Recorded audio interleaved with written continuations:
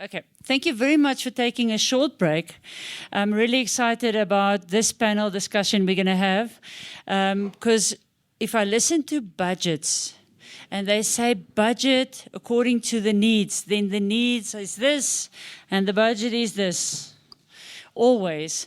So maybe with this panel, the idea is to see from the EU, from Konrad Adenauer Shifting, CAS, and then also B2Gold is there. John is coming, B2Gold, to guide us in when we need funding and when we are applying, what is the best thing to do? What are we missing? And Happy is here from Side by Side. Congratulations on your registration. From Side by Side. She calls herself a professional beggar. Because when you work for welfare or non-profits, that's what you need to ask for funds. So she's got such a good, lots of experience in terms of how to get the funds. So I maybe want to start with you, Happy, and opening the floor and ask that one important question from a non-profit organizations to them. What is it that you would like to ask? Me? No? Okay, there we go. Only one. That's really tough. I have like 100. But I think as from a non-profit's perspective, many times what we wonder is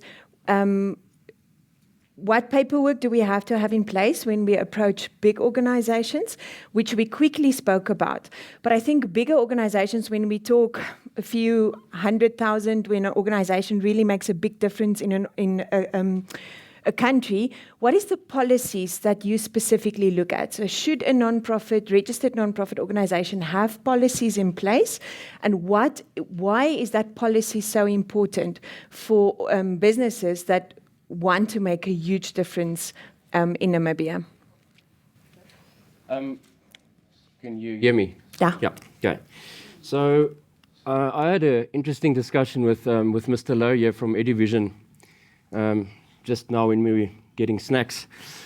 So two things. Yes, you need good corporate governance. You need all your policies and procedures in place. You need to tick all the boxes that we saw this morning. But what happens if an entity comes to you, a non-profit, that doesn't have that? And we can see that there is immense value that can be created by supporting this non-profit. Someone needs to take that first step to trust.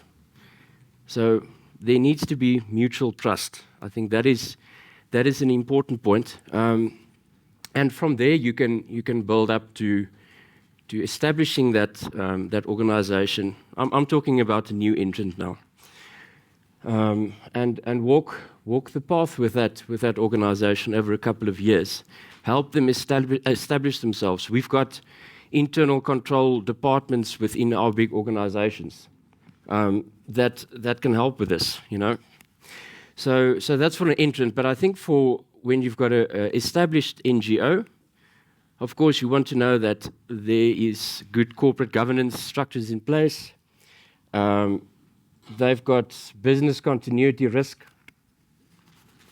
under control. So if I invest 10 or 15 million into a project, how do I know that this business will succeed or continue down the path?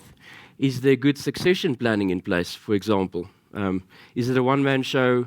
Or are there other people involved sort of that also carries the torch going forward? Yeah. It's really good to hear that you say the big organizations, but also smaller ones, and then you're willing to help and give assistance for them also to get their foot in the door. But yes, being compliant is important, especially getting to your side as well from Konrad Adenauer Shifting. What do you require when you get involved in a project? Well, I mean, we are an organization here in Namibia, and our funds are provided by the German government, or, to put it simple, by taxpayers. And we are operating here in Namibia. So we have two kinds of compliances, actually. The one is from the German side, which is really very strict because we are working with taxpayers' money, and this brings in a certain responsibility and also justification what we are doing with the money, because they have a right to know why we are supporting civil society, why we are supporting SMEs and so forth. And on the other side, we are operating here in Namibia, meaning that we have to adhere to the regulations here in Namibia in terms, for instance, for our employees, for myself, everything. Either I like it or not, either it's similar to the German regulation or not. Luckily, few things are similar. If you're listening to the VAT and those things, there are many things that are similar to Europe or to procurement. But we have very strict regulation around procurement, for instance. Yeah, so we have to look at the Namibian side. Are we fine there? Are we good with the German side? And there's one thing a colleague mentioned earlier, which is, I think it cannot be valued in money, but it's really, really important in our work as a political organization which is mandated by the parliament, where really the public is looking at, is the reputation. The damage in reputation, it's really difficult to repair.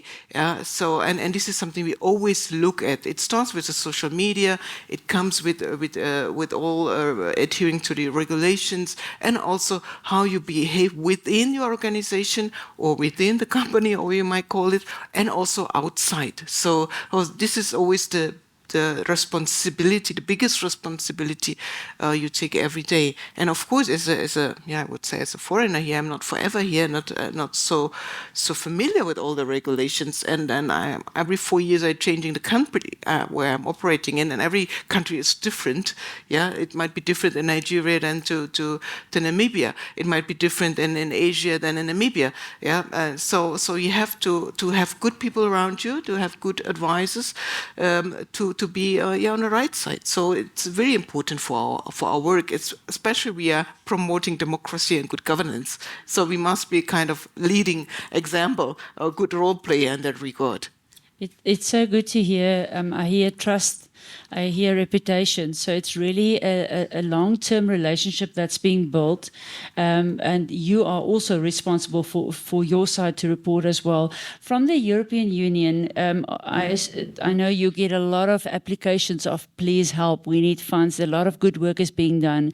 Your policies, your procedures, what is it that you require from an organization to get funds from you? We do look for civil society organization engagement, particularly when it comes to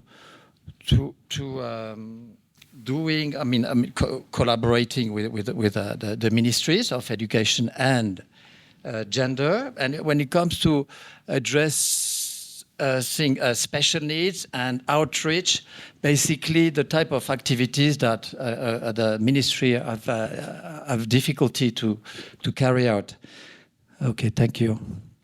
But basically, the civil society organizations are indeed a very important channel for us to promote and transmit and vehicle our values. So there's this. I will have to read a bit the notes of Silke. Unfortunately, she told me to talk about the rights-based. What is it called? Rights-based approach. Sorry. You had a very good. You missed out on a very good discussion you had the other day. So that's why you've got the notes, and she's enjoying it because. It was anyway. Nice. But go for it. All right, now quickly. So just and this is what we would like to see in all our partnership activities with Namibia, basically.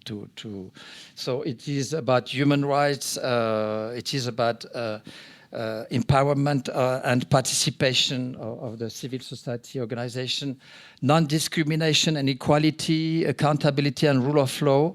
Focus on vulnerable populations. For me, in my domain, which is basically education, this is really what a high priority. And right to development. This is the right to development as a universal human right.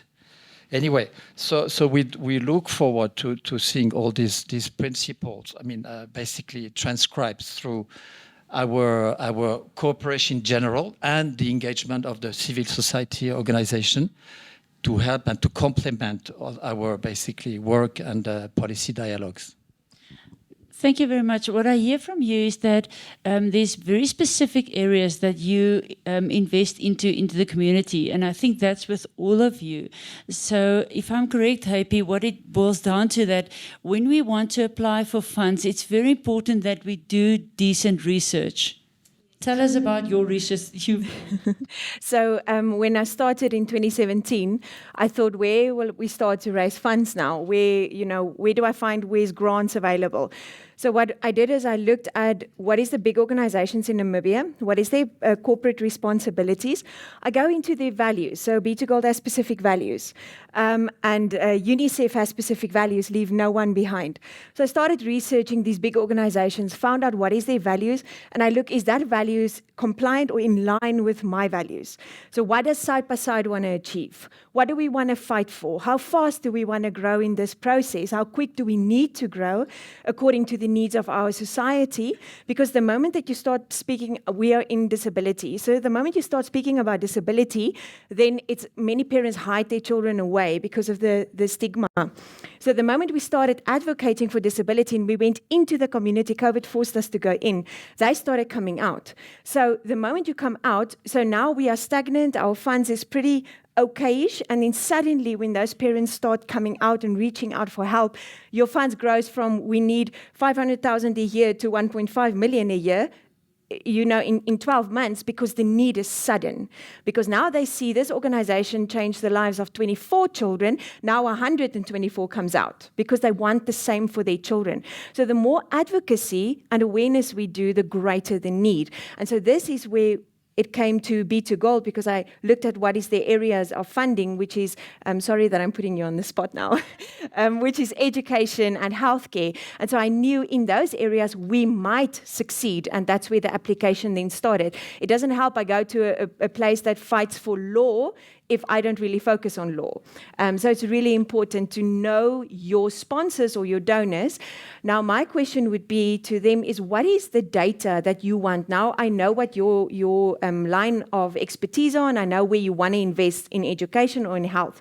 What is the data that you need to value or to evaluate us to say, I gave this organization 100,000. They told me they have a specific goal. How do you evaluate whether I achieve that goal or not? What do you need from us as an organization? Am I allowed to ask a question? Thank you. Taking over. Yeah. Putting me on the spot again. So. Sorry. So I think when you're evaluating, so just a bit of context on how B2 works. So we've got a steering committee that evaluates all of our projects. And then we've got a external CSI board, so some of B2's representation on it, and then also external parties.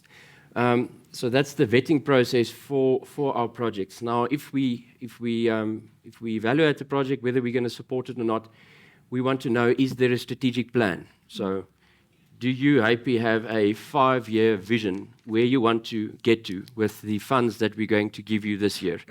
We definitely don't want to see a situation where we're giving you money this year and then it all falls flat. And we'll take your hand to take you through that process. Then maybe another comment that I wanted to make on your professional beggar comment is we need to absolutely move away from that stigma. Companies like B2 and Capricorn Group and FNB, it's called corporate social investment. It's not called corporate social responsibility. We invest in projects and we want to see a return on our investment. And that return is then what you provide to us, feedback reports, community sort of assessments. Are you getting return on your capital employed? Essentially, I'm sounding like a finance person because I'm. You are.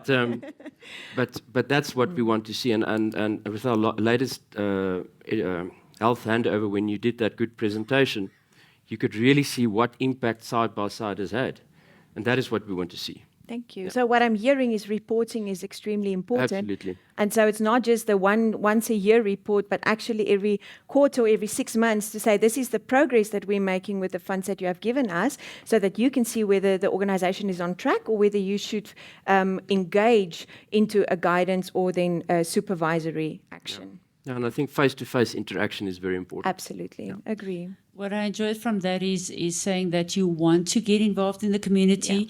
And the second thing also investment. So we don't want to invest money in a bank and then find out the bank disappeared. Yeah. We want something in return and back in that, because there's a responsibility in that. And I assume that is what you from CUS as well is looking for, is that you want to get involved. That's why you are here, to uplift the community, but then also investing responsibly.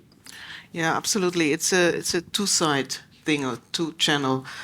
First of all, of course, it's a matter or an importance in looking at sustainability. So we are not so much interested in a once-off activity. And as you may get deeper into our portfolio, you will recognize that we have long-standing partners.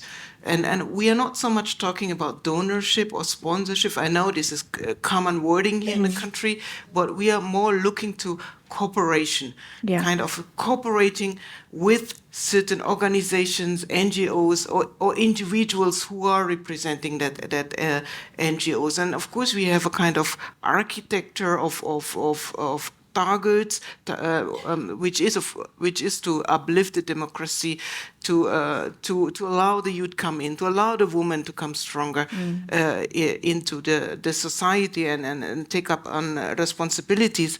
And we have different, how I put it, different categories. So let me first mention that we are working, for instance, very closely together with the Women's Action of Development. I think the director, Salatish Nedima, is also around here in the audience. And this is a kind of institutional partner.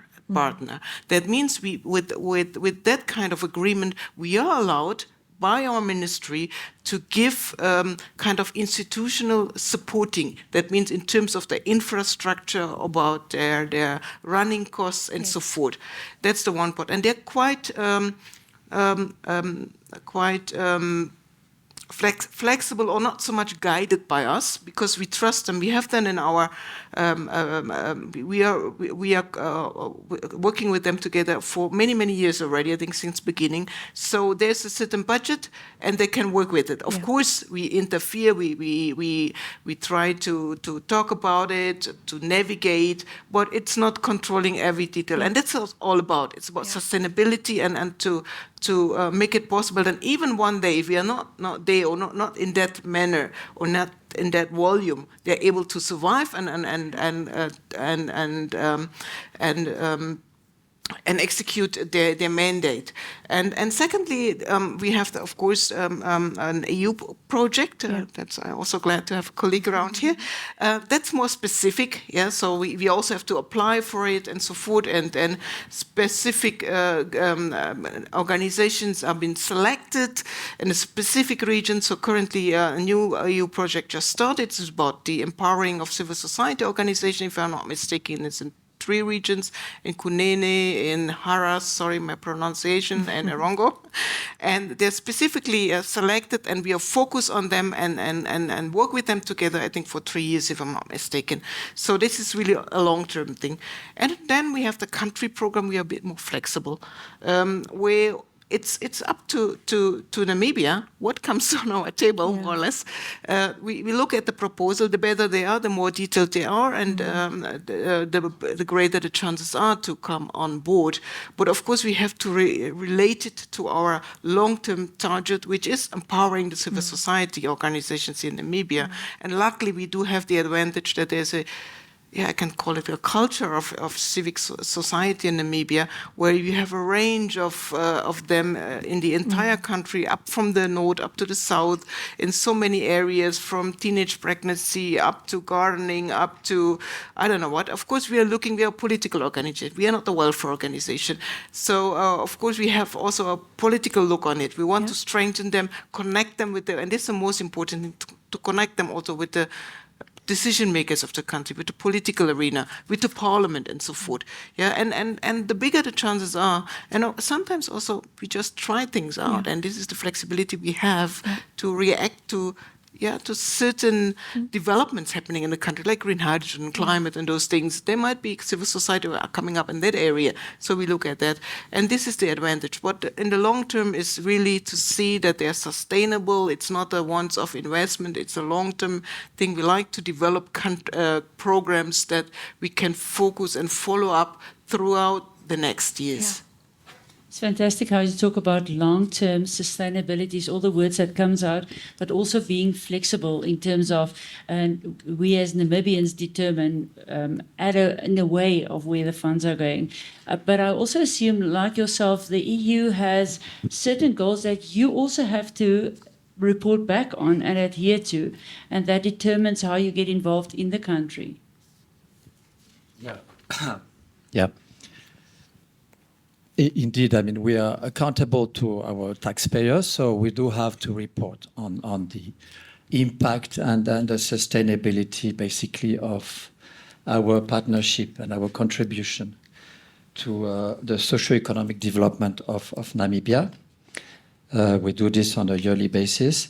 And talking about sustainability, I mean, this is obviously a exit strategy. This is something that is maybe can take a whole day. I mean, basically to discuss and basically show concrete example or of successful stories, because there are not so many, I think, and this is something that we are trying to encourage as much as possible. I mean, we do foster, like, start with reinforcing the capacities, obviously, of the civil society organization, the capacity to advocate, to undertake research, to be a real player on participatory democracy, etc.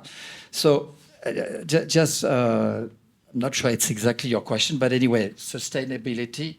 Let me just give you. Still, we have these areas which we look at when we select a proposal. It's basically, and I read the notes of Zilke. I mean, environmental sustainability is one thing. So the famous environmental impact assessment, sustainable practices, biodiversity conservation. We have the social and economic sustainability, which we are looking at as well in terms of social inclusion, job creation, economic viability, and we have the institutional and governance sustainability. Basically, this is in terms of strengthening the capacity of the CSOs, of the rule of law and good governance, local ownership and participation. And something obviously very, very important that maybe you may bring in later is the monitoring and evaluation of the.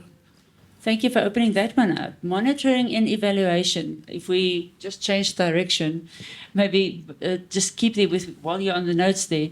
That is very important because you are responsible. You need to report back, so you need certain information back from the organizations so that you can have that good stories to report back with. What is it exactly that you need from organizations? Because you will have it stipulated in your documents. But maybe just an idea of monitoring and evaluation. How do we measure that? Well, we can have the famous indicators that are a way to measure basically the progress of the project, and basically these are called the so-called sustainability indicators, basically, that we would include in our monitoring and evaluation framework. I mean, to track the long-term impact of the project. Basically, this is something that we want to see, and we want to see reported. And we have also a special platform called OPSIS, where we have to basically the project holders have to report. I mean, on the progress made every year on certain indicators that would allow us basically Monitor. Sorry. Finally. But you could hear me? Yes. Sorry. Okay. Thank you so much for that. Maybe I can add on that. I think it's not easy monitoring and evaluation, and because it happens normally post-production, so after the activity and so forth. And of course, we are mostly more engaged when things happen after we already focus the next thing what's coming up. So this is the normal workload. And since we are not kind of selling cars or something, yeah, or selling, I don't know what, yeah, retail or something. So it's difficult to measure the impact of social engagement. Yeah, for instance, we try to motivate the youth to take part into election, for instance, just to different activities, like let's say radio program, engaging the civil society to inform about what's important about registrations and so forth.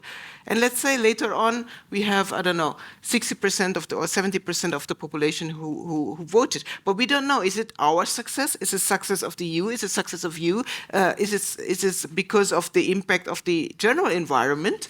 Yeah, so we don't know. So it's really difficult to measure those kinds of activities we are in this business, in development business, because there are so many other factors around us, not only nationally but also internationally happening. Yeah, I mean, in the banking sector, you might be a lot of aware of it. Let's see the currency of the Namibian dollar. It's not just affected how good we are in our economy. It's affected by the neighboring country. Maybe when a certain political or international things happening on globe, it have automatically impact on the Namibian dollar or on the rand, which is out of our control. And the same is with our monitoring. But what I want to say is to do this monitoring evaluation strategies before, ahead, that you find what you mentioned, to find this kind of indicator. What are the right indicators? And I think this is the difficult things about it. Yeah. I appreciate that, Natalie, in terms of that sometimes we go down to, we had 5 radio shows. That's not what we are, that's not our success. The success could be the 60% increase in voting. Same as when we feed 200 children 3 times a week. It's not the numbers, it's but how many of them go back to school and are less absent from school. That's the stuff we struggle to measure and to monitor. John, I don't know if you want to comment on the monitoring and controlling that you get back from organizations. Yeah, I think one should be wary of going down the rabbit hole of it becoming a tick box exercise. And it's easy for me to say because we run a much smaller sort of CSI program, high impact, but quite different from what the EU does, or the our Stifting. But we go sometimes on, do you get a warm and fuzzy feeling about a project? And that's Namibia for you, right? You need to have good people on the ground that are interacting with the projects that you're supporting, and they need to give feedback to the CSI boards. And so it's not always about getting a detailed report. It's about getting proper feedback, not just KPIs. And I think I can add to that is when I think back on our projects, it's very important for nonprofits to keep data, but live data. So it's also for the nonprofits to know whether they are making an impact. And when we sit down and we speak as board members, we always say a great nonprofit will work themselves out of a job. Because if you really make an impact and you really bring the message across, which is nonprofits are there to keep a society accountable and to keep ministries accountable, if we really do our job well, there will be a point where the turn comes, the policies are adjusted and people actually act on the policies. It's being implemented and nonprofits can then step back and target another area of concern in our community, where we then take corporate companies going from one area of impact to another area of impact. So we don't leave Namibia behind just focusing on health or just on education, but really focusing on every sustainable development. And then since we are talking about sustainable development, I'm thinking about the future. We always talk about financial sustainability, which is very important for nonprofits. But when I think about investment, as you sincerely said in the beginning, when sponsors invest in nonprofits, the return should be 2 or 3 years after. So let's, hypothetically speaking, they put 100 100,000 into our organization, what they actually want to see is they want to see $1 million returned in value.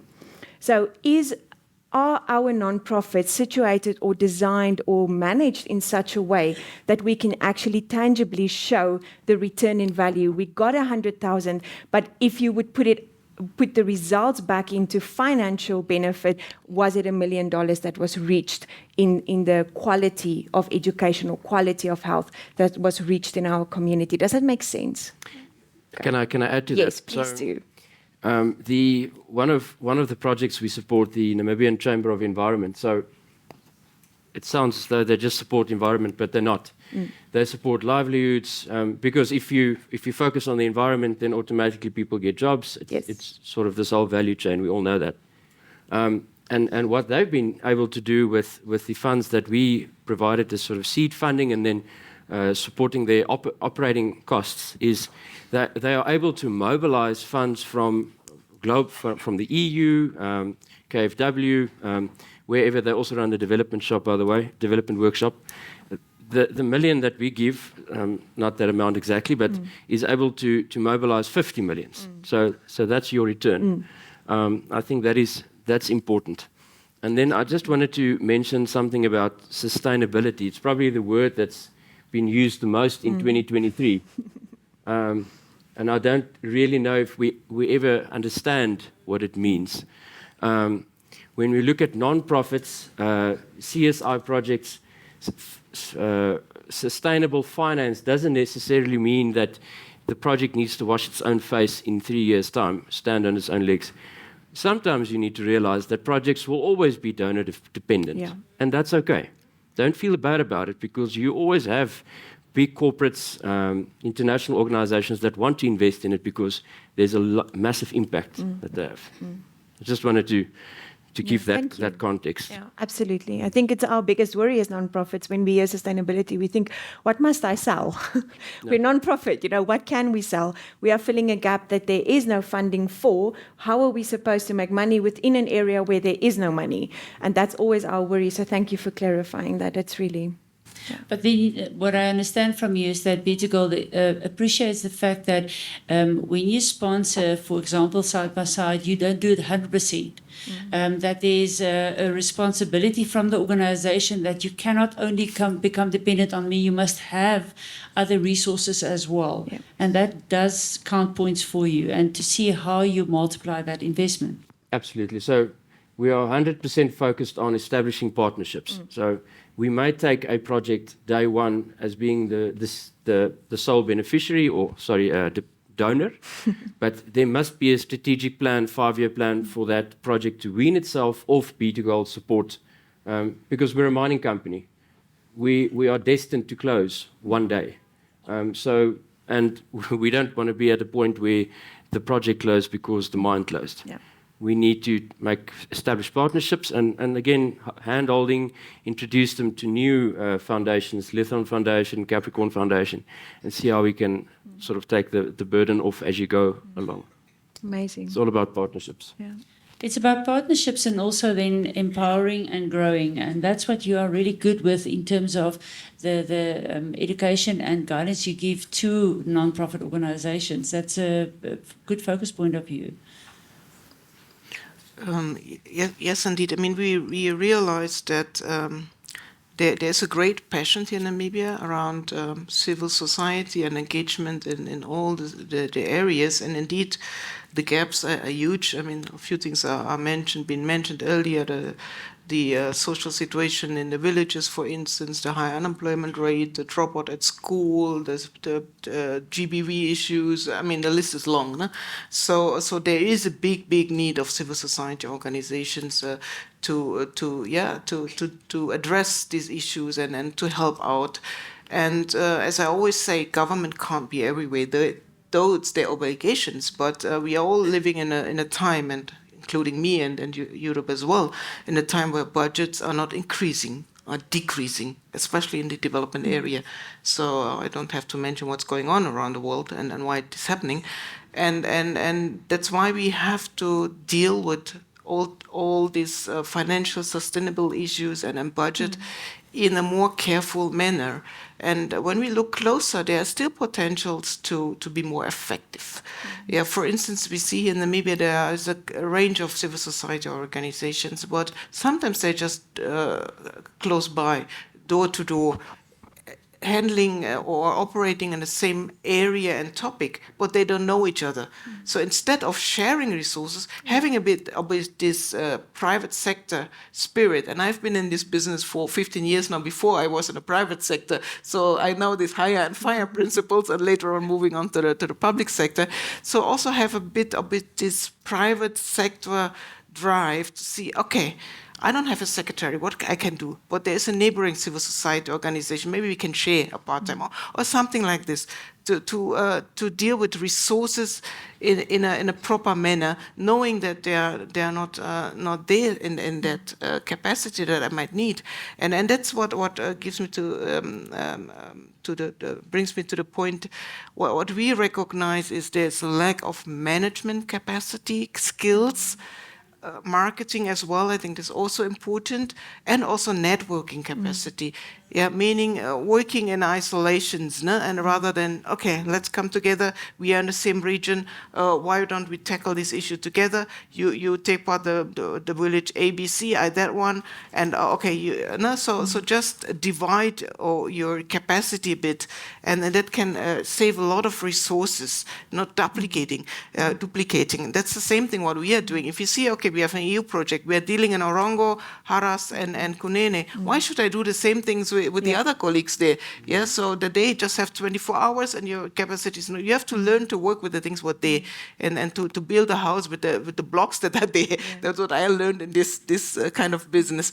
So apply a bit of this, yeah, and then share what you have been doing. So we are not duplicating things in the same manner and forget the other regions maybe. Yeah. No?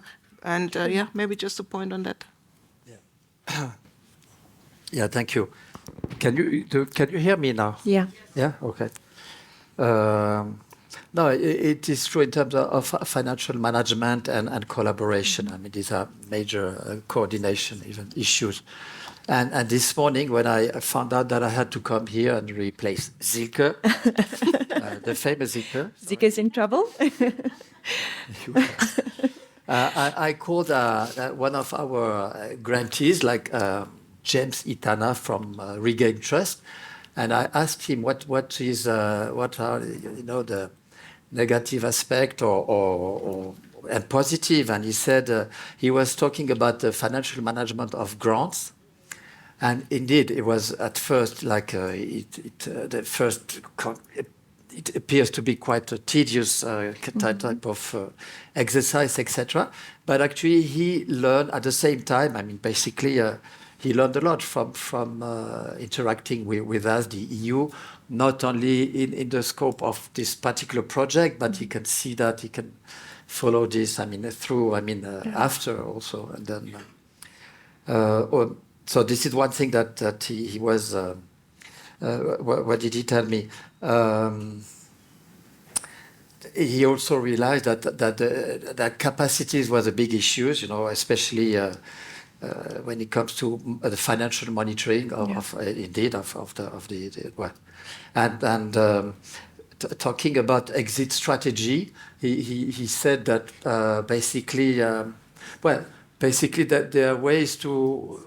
What is sustainable is first to be able to show that there's a lasting impact. There's a process that has been, the project can stop, the financing, but at least there is a lasting impact, a process that is now established.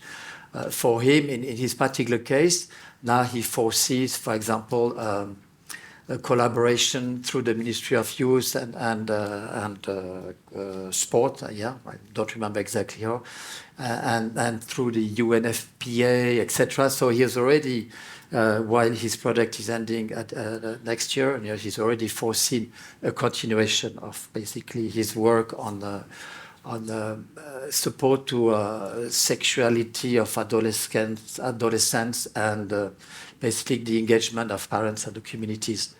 And in terms of collaboration, this is true, like coordination. I mean, don't need really to expand too much, but same. I remember, like a few months ago, we had a meeting organized by the Roger Federer Foundation, and there was Albe Bota from NMH saying that, you know, we are transporting whatever, delivering our goods with buses or trucks, etc. In all over basically the countries. There is room for since transport and distances are such a big issue, to look for collaboration. Yeah. So basically, indeed, this is a practical experience of what coordination and collaboration could be materialized in. Yeah.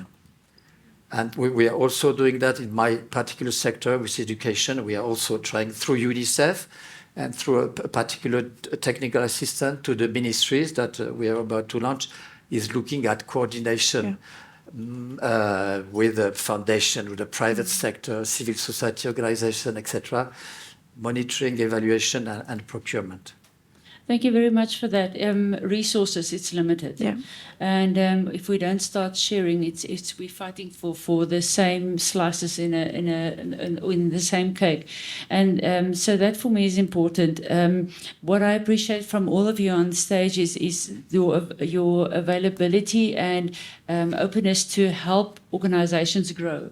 As you just mentioned with Regain Trust, is from when they started engaging with you to where they are now, how they learned and grew, and even got their house in a better place. I know, AP, you explained to me the first time you had to do reporting, it was 6 weeks just to get all the numbers in the same Excel sheet, but now it goes faster. Yeah. And that enables you to be donor ready for whenever you see an opportunity, because your house is in order. Yeah, yeah, absolutely. And I really appreciate the fact that you're open to teach us. And, you know, there was many times where I felt I can't ask a question because I know nothing. So it will really make me look really stupid to ask these questions. But then you sit down with them and you ask them, and the response that you get is not a judgmental response, but it's a thanks for asking, because we've been trying to get this message through. And I think that's really important for nonprofits to feel, if you are getting funding from an organization, allow the organization to trust you. Be as brutally honest as you can. Even if your house is not yet in order, the fact that you are honest about it and you ask for guidance shows them that you are ready for growth. We all have something to learn. You never fully learn or fully educated. I still learn on a daily basis, and I still make the same mistakes I made 7 years ago. But the moment that you make the mistake and you can say to your sponsor, I am here, I made that mistake, how do I fix it? The sponsor knows that you are ready to learn, you're ready to grow. And especially when we talk in a leadership aspect, organizations like you are really ready to educate the civil society to be stronger in that aspect than you ever were. And that's what a leader is. A leader leaves people stronger than they found them, even at stages stronger than they are. And that's what we really want for our future society and for our children, is to look at us now, look how we grow, look how we make mistakes, and how we fix it publicly. And once they can see that it can be fixed and we can grow and we can be accountable and govern our nonprofits well, it gives them that trust to be honest and to make the mistakes and allow big companies like these that want accountability to step in and help. Thank you very much, Hope. I think we're going to start closing off now. I think the last question I would like to go around before we give time for comments is that I also do human resources at Lithon Project Consultants, and then you advertise a position and 100 people apply, and then people would like to know, but how do you pick them? Which CV do your eyes catch? 1 million people, 1,000 people will apply at your organizations. What is the thing that stands out when you pick up an application or a proposal? What stands out for you? What is it that makes you think, I want to look into this? Yeah, so I think it needs to fit in with our pillars that we support, so health, education, livelihoods, environment. we're not going to support a project that necessarily looks at law or whatever other example there is. So it needs to fall in within those brackets. It needs to fit in with our company values: fairness, transparency, accountability, I think the next thing is that face-to-face discussion with the head of the organization. Do they have passion for what they're doing? And if there's passion, you will have success. Yeah. I think that's all I can say. Yeah, I mean, I totally agree. More or less, it's the same structure. It must, of course, first fit in our portfolio, which is democracy, rule of law, justice, peace, social stability, and social market economy. These are more or less, to break it down quickly in a few bullet points. Secondly, it's always. It's not something I always decide on my own. So we decide this among a team, and we do have our experts, and we talk about it. And of course, face to face, to have a discussion with the applicant, and to see not it's going to be a nice thing happening there, but it's something that we can develop together. Is it something that we can? That we not just helping, it's not just that we take a hand and we walk together, but it's also to develop something together. What can we make out of this idea, out of this organization? And then, of course, to support the youth, the young talents. If we see young talents who are engaged in the civil society organization, we try to bring them into our program. For instance, the talent empowerment program. I think a few of them are here around. Yeah, and hopefully then they will be able to guide the organizations in future better, or maybe they also end up somewhere else, somewhere being a politician, a leader of a country. Must not be just life is not like on a plan, or we have a lot of plans in Namibia, I know, yeah. But life is sometimes different. Sometimes it's nice to see also those who are supported. We end up somewhere giving also a contribution to society in whatever they do, even in the private sector, whatever. And I think that there's one thing lastly to mention is also the engagement of civil society with the private sector, which is still not. It must be increased for my regard, because the private sector also have an interest to engage with the civil society, not just image-wise, but they're also looking at it with their glasses. And I think that's going to be a good contribution if the civil society, not just looking at this UN and Konrad Adenauer foundations and other NGOs, but also looking at the private sector and trying to find common goals, and their common goals. Yeah. For instance, in terms of food security or whatever, and bigger institutions or companies do have a social mind, yeah, because they want to give something back to Namibia, to the country, especially the bigger ones. They have a certain responsibility. The small companies might not be able to, but the bigger companies here, and there are few here, and like the Capricorn group do have this kind of engagement, yeah. So and I think there is a need not only to engage with the politicians and the political arena, but also with the private sector. And this is something which, for my eyes, is still neglected. Absolutely agree with you. Please. Yeah.